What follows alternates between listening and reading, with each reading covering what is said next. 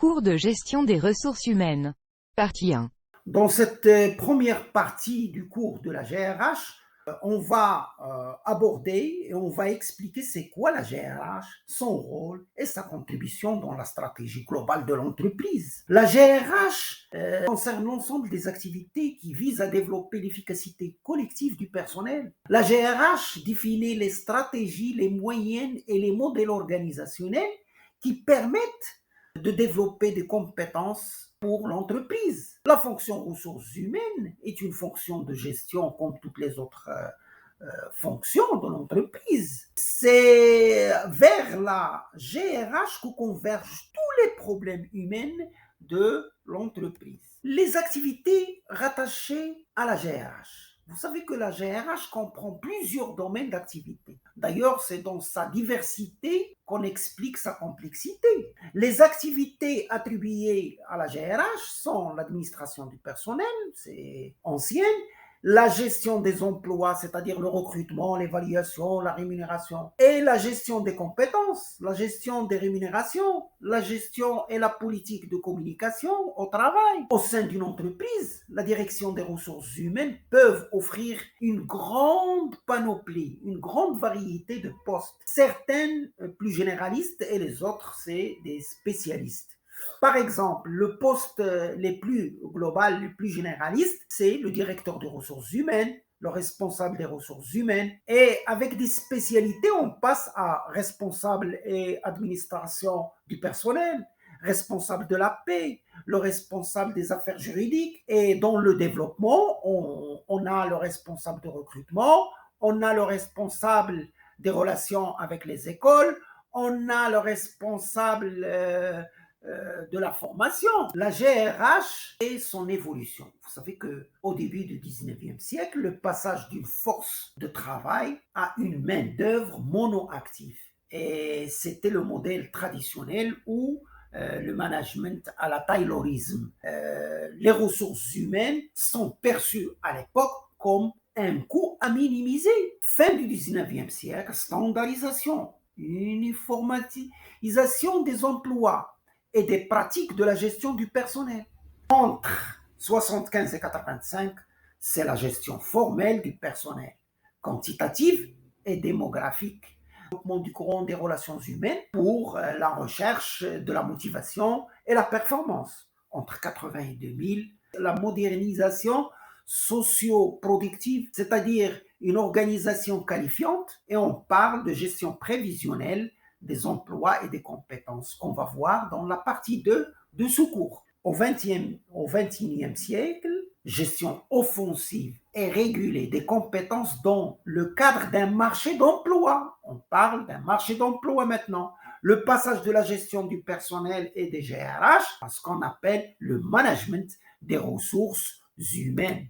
La fonction ressources humaines recouvre 4 grandes missions nécessitant une large éventail de compétences de la part des responsables de cette fonction. Comme il est décrit dans la matrice du Lich, les missions de la GRH peuvent s'intéresser à 2 axes différents ou 2 dimensions différentes. Au présent et au futur, la première dimension, c'est au présent et au futur. Il gère le présent, l'actualité et le futur des ressources humaines et il gère les individus et le processus de travail ou le processus organisationnel. Le croisement entre ces 2 dimensions permet de déterminer les 4 missions distinctes de la fonction ressources humaines.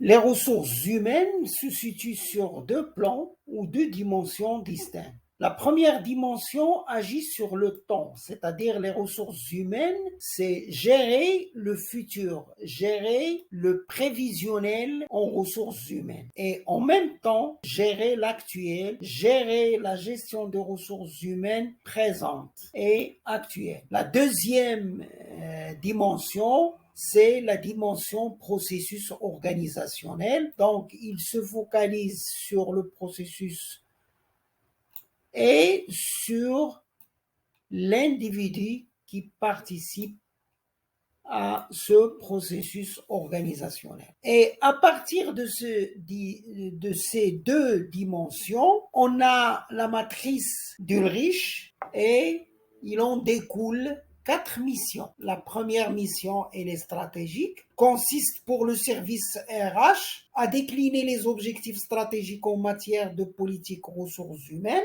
tels que le recrutement, la formation, le déploiement, pour que les compétences requises soient effectivement disponibles. La deuxième mission favorise et accompagne le changement. Les responsables des ressources humaines et alors de concevoir des pratiques managériales participatives, de donner du sens au changement et de convaincre l'ensemble des parties prenantes de leur intérêt afin de ne pas avoir des blocages et des résistances. La troisième mission, elle est purement administrative, porte essentiellement sur le processus de gestion du personnel, tel que la gestion des congés, gestion de la paie, mais ces activités à fort contenu technique et réglementaire, peu génératrices de valeur ajoutée. C'est pourquoi certaines sociétés externalisent cette activité ou cette mission. La dernière mission, la mission 4, c'est la mission de développement de l'engagement des salariés, vise à optimiser le niveau d'effort d'engagement des salariés, de développement de l'esprit de l'appartenance,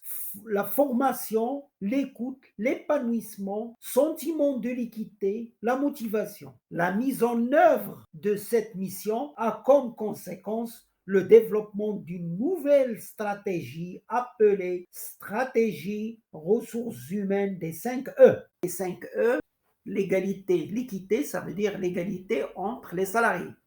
À travail égal, salaire égal. Donc, pas de discrimination à l'embauche, pas de discrimination entre les hommes et les femmes, et même au moment de recrutement, maintenant, on demande que les CV soient anonymes. L'employabilité, c'est-à-dire que le capital humain doit être employable sur le marché de travail, et ce, à n'importe quel moment de sa carrière, à travers les formations continues et la mise à jour des compétences, l'épanouissement, assurer le bien-être, qu'on va voir en détail dans ce cours à la fin, des hommes, des salariés au sein de l'organisation. L'éthique, c'est le respect des normes internationales de travail. Vous savez que maintenant, il existe le Bureau international de travail. Exemple, l'interdiction du travail des enfants, de l'esclavage, de pratiques discriminatoires, que ce soit sur les ethnies, l'appartenance ou la couleur. L'écoute.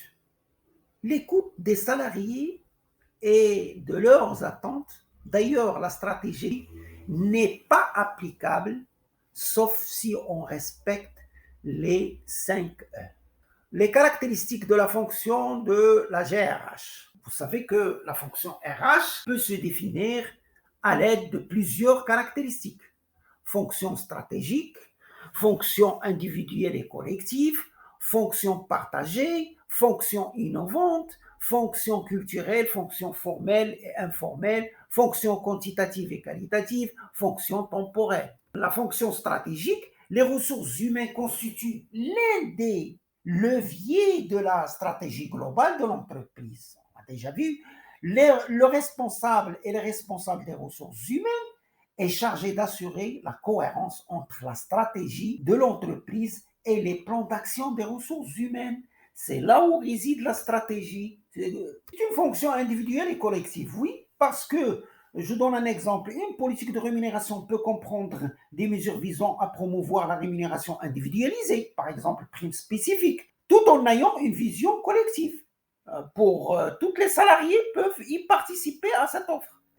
Par conséquent, il ne peut y avoir de gestion individuelle pertinente sans gestion collective préalable. La GRH est une fonction partagée, c'est-à-dire une fonction où il y a un ensemble d'intervenants. C'est pas la DRH seule qui prend des décisions, mais en concertation avec des intervenants, que ce soit internes ou externes, les syndicats, chefs des employés, en plus de la DRH. Exemple, pour le recrutement, on trouve qu'il y a bien sûr la DRH, le chef supérieur des employés. Et pour licenciement, on trouve bien sûr la DRH et le chef supérieur les employés et un intervenant externe, les syndicats. Le dernier exemple, c'est la rémunération. La rémunération, bien sûr, il y a la DRH et le chef supérieur des employés, mais parfois, quand l'employé possède des compétences spécifiques, l'employé et la DRH négocient le salaire. Donc, il y a l'intervenant employé. La RH est une fonction culturelle. La culture de l'entreprise consiste aux valeurs communément partagées et pouvant être transmises aux nouveaux arrivants. La RH est en charge de respect de ces valeurs au sein de l'organisation. La diffusion de ces valeurs culturelles a pour objectif d'aider les nouveaux à s'intégrer facilement. Ah bon, bien sûr, c'est une fonction formelle et informelle. Dans toutes les relations humaines, il existe une part de formel et d'informel. Ainsi, la RH doit faire face au réseau formel, relations clairement établies comme les relations hiérarchiques, et au réseau informel, relations officieuses, amicales, sans lien direct, permettant aux individus d'accéder à des informations facilement. Oui, c'est une fonction quantitative et qualitative. La caractéristique quantitative de la GRH correspond, comme vous le savez, à la gestion des effectifs, du nombre de personnel, de leur âge, niveau d'instruction, différents postes occupés dans l'entreprise, alors que la caractéristique qualitative correspond à la gestion des compétences, des qualifications, des motivations, ainsi la flexibilité de la GRH sur le facteur travail est à la fois qualitatif et quantitatif. La caractéristique temporelle se définit sur trois niveaux, le court, moyen et long terme, sachant qu'aujourd'hui, le long terme a tendance à devenir moyen terme. Le court terme, qui relève d'un horizon 6 mois et 2 ans, et qui correspond à une anticipation des écarts à venir entre besoins RH. Il s'agit d'une gestion d'urgence et pour donner des résultats rapides. Le moyen terme, qui relève d'un horizon de 3 à 5 ans, qui correspond à une démarche prospective de la GPEC, exemple la GPEC. Le bien-être au travail. Le bien-être au travail repose sur plusieurs conditions cumulatives.